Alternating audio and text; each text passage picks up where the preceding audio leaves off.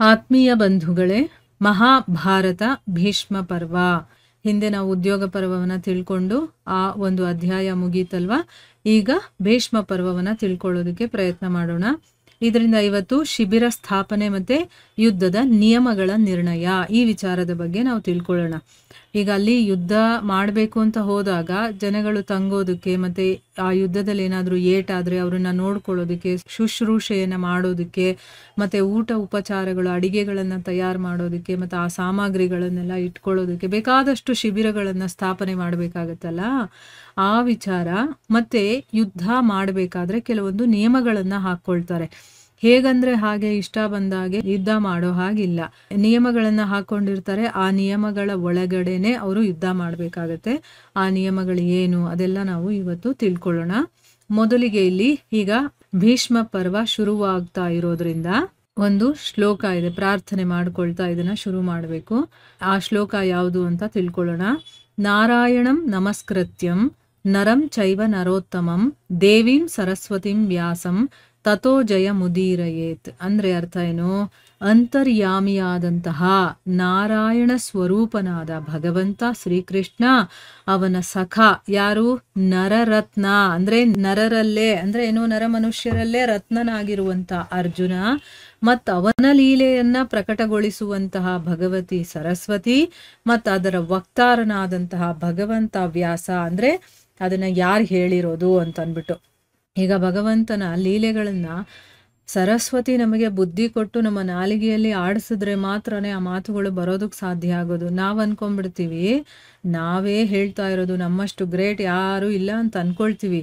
ಆದ್ರೆ ಆ ಸರಸ್ವತಿಯ ಕೃಪೆ ಇದ್ರೆ ಮಾತ್ರ ನಮ್ಮ ಬಾಯಲ್ಲಿ ಆ ಭಗವಂತನ ಶಬ್ದಗಳು ಅಥವಾ ಆ ಭಗವಂತನ ಲೀಲೆಯನ್ನ ವರ್ಣನೆ ಮಾಡೋದಕ್ಕಾಗೋದು. ಸಾಮಾನ್ಯವಾಗಿ ಒಂದು ಮಾತಾಡಬೇಕು ಅಂತಂದ್ರೂ ಕೂಡ ಸರಸ್ವತಿ ನಮ್ಮ ನಾಲಿಗೆಯಲ್ಲಿ ಇದ್ರೆ ಮಾತ್ರ ನಾವು ಮಾತಾಡೋದಕ್ಕಾಗೋದು. ಮತ್ತೆ ಅದನ್ನ ಹೇಳಿರುವಂಥವ್ರು ವಕ್ತಾರ ಅಂತಂದ್ರೆ ಹೇಳಿರುವಂಥವ್ರು ಯಾರು? ಭಗವಂತನಾದಂಥ ವ್ಯಾಸ. ಇವರಿಗೆ ನಮಸ್ಕಾರಗಳು.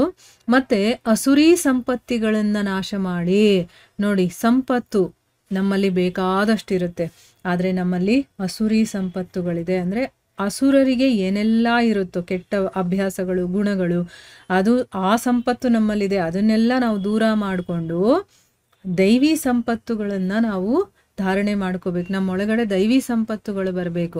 ಏನು ದೈವಿ ಸಂಪತ್ತು ಅಂತಂದ್ರೆ ಒಳ್ಳೆ ಮಾತಾಡೋದು, ಒಳ್ಳೆ ರೀತಿಯಲ್ಲಿ ನಡ್ಕೊಳ್ಳೋದು, ಎಲ್ಲ ಒಳ್ಳೊಳ್ಳೆ ಗುಣಗಳಿರುತ್ತಲ್ಲ, ಅಂದ್ರೆ ಪಾಸಿಟಿವ್ ಆಗಿರುವಂಥದ್ದು, ಅದೆಲ್ಲ ದೈವಿ ಸಂಪತ್ತಿ.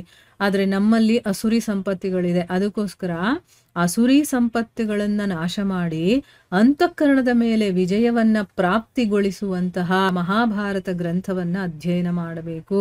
ಅಂದ್ರೆ ಅರ್ಥ ಏನು? ನಮ್ಮಲ್ಲಿರುವಂತ ಅಸುರಿ ಗುಣಗಳಿದೆಯಲ್ಲ ಅದೆಲ್ಲ ಹೋಗ್ಬೇಕು ಅನ್ನೋದಕ್ಕೋಸ್ಕರ ನಾವು ಈ ಮಹಾಭಾರತವನ್ನ ಓದ್ತಾ ಇರೋದು, ಕೇಳ್ತಾ ಇರೋದು. ಇದನ್ನ ಚೆನ್ನಾಗಿ ಅರ್ಥ ಮಾಡ್ಕೋಬೇಕು.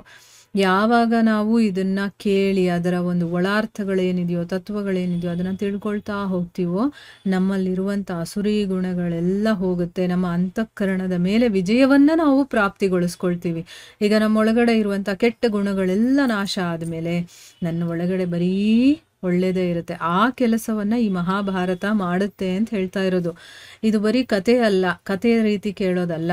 ಇದರಲ್ಲಿ ಏನಿದೆ ಅರ್ಥ, ಒಂದೊಂದು ವ್ಯಕ್ತಿತ್ವವನ್ನ ನಾವಿಲ್ಲಿ ನೋಡ್ತೀವಿ, ಒಂದೊಂದು ಪಾತ್ರಗಳಿದೆಯಲ್ಲ, ಅದರಿಂದ ನಾವು ಏನೆಲ್ಲ ಕಲಿಬೇಕು, ಒಂದೊಂದು ಘಟನೆಗಳಿಂದ ನಾವು ಕಲಿಯೋದಿರುತ್ತೆ. ಅದನ್ನೆಲ್ಲ ನಾವು ಕಲಿತಾ ಹೋಗ್ಬೇಕು. ನಾವು ಸ್ವಲ್ಪ ಯೋಚನೆ ಮಾಡೋದಕ್ಕೆ ಪ್ರಾರಂಭ ಮಾಡಬೇಕು, ಆಯ್ತಾ? ಶಕುನಿ ಅಂತಂದ್ರೆ ಅವನ ಹತ್ರ ಎಂತೆಂಥ ಗುಣಗಳಿದೆ, ಅವನೇನೇನೆಲ್ಲ ಮಾಡ್ತಾನೆ, ಅವ್ನು ಮಾಡ್ತಾ ಇರೋದು ಸರಿನಾ ತಪ್ಪಾ, ಆಮೇಲೆ ಅದರಿಂದ ನಾನು ಏನು ಕಲಿಬೇಕು, ದುರ್ಯೋಧನ ಹೇಗೆ, ಕರ್ಣ ಹೇಗೆ, ಅವರ ಜೀವನ ಚರಿತ್ರೆಗಳನ್ನ ನೋಡಿದಾಗ ಅವ್ರು ಪಡೋ ಕಷ್ಟಗಳೇನು, ಈಗ ದ್ರೌಪದಿ ಎಷ್ಟೆಲ್ಲ ಕಷ್ಟಪಡ್ತಾಳೆ ಅಲ್ವಾ, ಅದನ್ನೆಲ್ಲ ನಾವು ಯೋಚನೆ ಮಾಡಿದಾಗ ನಮಗೆ ಕೆಲವೊಂದು ವಿಚಾರಗಳು ಅರ್ಥ ಆಗ್ತಾ ಹೋಗುತ್ತೆ.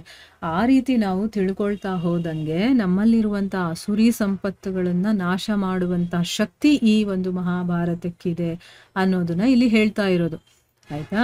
ಜನಮೇಜಯ ಹೇಳ್ತಾನೆ, ಮುನಿಗಳೇ, ಈಗ ನಾನು ಕೌರವ, ಪಾಂಡವ, ಸೋಮಕ ಮತ್ತೆ ಇನ್ನು ಬೇರೆ ಬೇರೆ ದೇಶಗಳಿಂದ ಬಂದಿರುವಂತಹ ಬೇರೆ ಬೇರೆ ರಾಜರಿದಾರಲ್ಲ, ಅವರು ಯಾವ ರೀತಿ ಯುದ್ಧ ಮಾಡಿದ್ರು ಅನ್ನೋದ್ರ ಬಗ್ಗೆ ನಾನು ಕೇಳೋದಕ್ಕೆ ಇಷ್ಟಪಡ್ತೀನಿ ಅಂತ ಅಂದ್ಬಿಟ್ಟು ಇಲ್ಲಿ ಪ್ರಶ್ನೆಯನ್ನ ಕೇಳ್ತಾ ಇದ್ದಾನೆ. ಈಗ ನನಗೆ ಅವ್ರ ಬಗ್ಗೆ ನೀವು ತಿಳಿಸಿ ಅಂತ ಅಂದ್ಬಿಟ್ಟು. ಈಗ ಬರೀ ದುರ್ಯೋಧನ ಮತ್ತೆ ಕೌರವರು ಯಾರಿದಾರೋ ಅವ್ರ ಬಗ್ಗೆ ಹೇಳಿದ್ರಲ್ವಾ, ಇನ್ನೂ ಬೇಕಾದಷ್ಟು ಜನ ಬಂದಿದಾರಲ್ಲ ಅವ್ರ ಬಗ್ಗೆನೂ ನಾನು ತಿಳ್ಕೋಬೇಕು ಅಂತ ಕೇಳ್ತಾನೆ. ಅದಕ್ಕೆ ವೈಶಂಪಾಯನರು ಹೇಳ್ತಾರೆ, ರಾಜನೇ, ಕೌರವ, ಪಾಂಡವ ಮತ್ತೆ ಸೋಮವಂಶಿ ವೀರರು ಕುರುಕ್ಷೇತ್ರದಲ್ಲಿ ಯಾವ ರೀತಿ ಎಲ್ಲ ಯುದ್ಧ ಮಾಡಿದ್ರು ಅನ್ನೋದ್ರ ಬಗ್ಗೆ ನಾನಿವಾಗ ಹೇಳ್ತೀನಿ ಕೇಳಿ ಅಂತ ಅಂದ್ಬಿಟ್ಟು ಹೇಳ್ತಾನೆ. ಏನ್ ಹೇಳ್ತಾರೆ ಮೊದಲಿಗೆ ಅಂತಂದ್ರೆ, ಕುಂತಿ ನಂದನ ಯಾರು ರಾಜ ಯುಧಿಷ್ಠಿರ ಅಲ್ಲಿ ಸಮಂತ ಪಂಚಕ ತೀರ್ಥದ ಹೊರಗಡೆ ಇರುವಂತಹ ಮೈದಾನದಲ್ಲಿ ಸಾವಿರಾರು ಡೇರೆಗಳನ್ನ ನಿಲ್ಲಿಸಿರ್ತಾನೆ. ಅಲ್ಲಿ ಎಷ್ಟು ಸೈನ್ಯ ಸೇರಿತ್ತು ಅಂತಂದ್ರೆ, ಕುರುಕ್ಷೇತ್ರವನ್ನ ಬಿಟ್ಟು ಪೃಥ್ವಿಯ ಎಲ್ಲಾ ಕಡೆನೂ ಕೂಡ ಖಾಲಿಯಾಗಿ ಕಾಣಿಸ್ತಾ ಇತ್ತು. ಅಂದ್ರೆ ಎಲ್ಲಾ ಜನಗಳು ಅಲ್ಲಿ ಬಂದು ಸೇರ್ಬಿಟ್ಟಿದ್ದಾರೆ. ಬೇರೆ ಕಡೆ ಎಲ್ಲಾದ್ರೂ ಹುಡುಕೋಣ ಅಂತಂದ್ರೆ ಜನಗಳೇ ಇಲ್ಲ, ಎಲ್ಲ ಕಡೆ ಖಾಲಿ ಅನ್ನಿಸ್ತಾ ಇತ್ತು. ಕೇವಲ ಯಾರು ಮನೆಗಳಲ್ಲಿದ್ರು ಅಥವಾ ಯಾರು ಊರುಗಳಲ್ಲಿದ್ರು ಅಂತಂದ್ರೆ ಬಾಲಕರು, ಚಿಕ್ಕ ಚಿಕ್ಕ ಮಕ್ಕಳಿರ್ತಾರಲ್ಲ ಅವರು ಮತ್ತೆ ವೃದ್ಧರು ಮಾತ್ರ ಅಲ್ಲಿದ್ರು. ಯಾಕೆ ಅವ್ರಿಗೆ ಬರೋದಕ್ಕಾಗೋದಿಲ್ವಲ್ಲ, ಸೊ ಅದಕ್ಕೋಸ್ಕರ ಅವರು ಮಾತ್ರ ಅಲ್ಲಿದ್ರು. ತರುಣ ಪುರುಷರು ಅಂದ್ರೆ ವಯಸ್ಸಿಗೆ ಬಂದಿರುವಂತಹ ಹುಡುಗರು ಮತ್ತೆ ಕುದುರೆಗಳ ಹೆಸರೇ ಅಲ್ಲಿ ಇರ್ಲಿಲ್ಲ. ಅಂದ್ರೆ ಊರುಗಳಲ್ಲಿ ಇವೆಲ್ಲ ಇರ್ಲಿಲ್ಲ. ಮತ್ತೆ ರಥ, ಆನೆ ಎಲ್ಲೂ ಕೂಡ ಇರ್ಲಿಲ್ಲ. ಎಲ್ಲ ಕುರುಕ್ಷೇತ್ರ ಯುದ್ಧದಲ್ಲೇ ಇದ್ರು ಅನ್ನೋದನ್ನ ಇಲ್ಲಿ ಹೇಳ್ತಾ ಇದ್ದಾರೆ. ಅಂತಂದ್ರೆ ವಯಸ್ಸಾಗಿರೋರು ಅವ್ರಿಗೆ ಬರೋದಕ್ಕಾಗೋದಿಲ್ಲ, ಮತ್ತೆ ಚಿಕ್ಕ ಮಕ್ಕಳು ಅವರು ಮಾತ್ರ ಊರಲ್ಲಿದ್ರು, ಇನ್ನೆಲ್ಲ ಕುರುಕ್ಷೇತ್ರದಲ್ಲೇ ಇದ್ರು ಅಂತ ಅಂದ್ಬಿಟ್ಟು ಇಲ್ಲಿ ಹೇಳ್ತಾ ಇದ್ದಾರೆ. ಮುಂದುವರೆದು ಏನಾಗುತ್ತೆ ಅಂತ ನಾವು ಮುಂದಿನ ಭಾಗದಲ್ಲಿ ತಿಳ್ಕೊಳ್ಳೋಣ. ಹರೇ ಕೃಷ್ಣ.